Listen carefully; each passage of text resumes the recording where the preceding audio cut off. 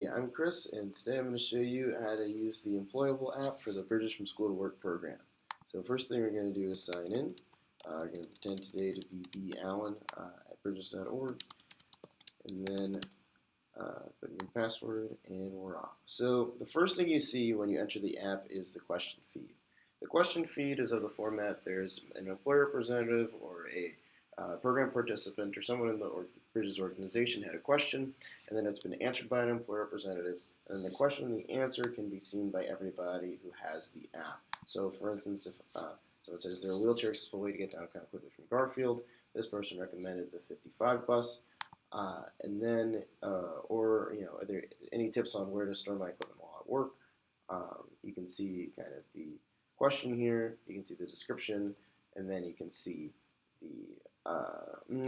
the answer from the employer representative on the bottom.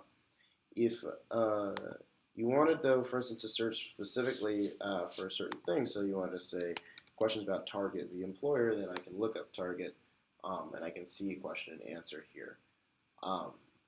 And then if I wanted to go see, if I wanted to go see something on buses, then if I searched for bus, I would find a wheelchair accessible way to get downtown quickly from Garfield because it's relevant to the bus query. Or for instance, if I wanted to search for trains, then the same thing, I would get the question again. So the next thing that we want to do is let's go and look at our profile. So profile, I'm Barry Allen. I've got my email, my name, picture, and the various information that I've put in the app. Now you'll notice here that Barry Allen, in this case, is an assistant manager at Walgreens and has been for the past 10 months and speaks English and Spanish. In the sign-up screen, you can give various information to the Bridges organization, and then we can use that information actually to show you relevant questions. So if there are hundreds of questions in here, you would see the ones that are most relevant to you. So if you have dyslexia and you've put that in the app and a question has been tagged as being relevant to dyslexia, you'd see it on top, for instance. So then one of the other parts of the app is the bookmarks section. So maybe for one of these questions, there's a particularly good link or a good question that you might want to revisit over and over again, even after more questions have come through and washed out the main questions feed. Then you can go ahead and hit the bookmark button. Now the bookmark button will save this question locally on your phone, so you have quick access, and then you will kind of be able to go back to it whenever you want, and they'll be saved no matter which phone you're using. We can talk about that in a second. So maybe I want to bookmark, a few different questions here. Then I go back to bookmarks, and they're here. So now, if I then go and log out, and then I log back in from another phone or what have you, then my bookmarks will be right where I left them.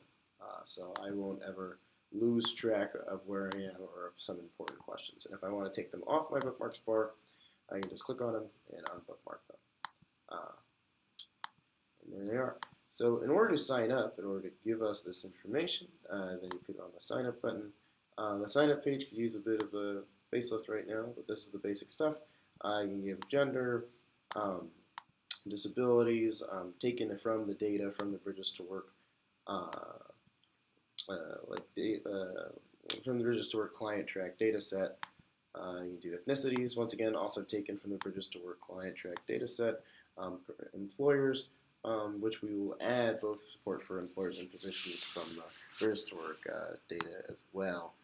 Your date of birth, first name, last name, password, and email address. And all of these will help you get started and signed up to use Bridges. So if you're going to do a quick example, we do example at bridges.org.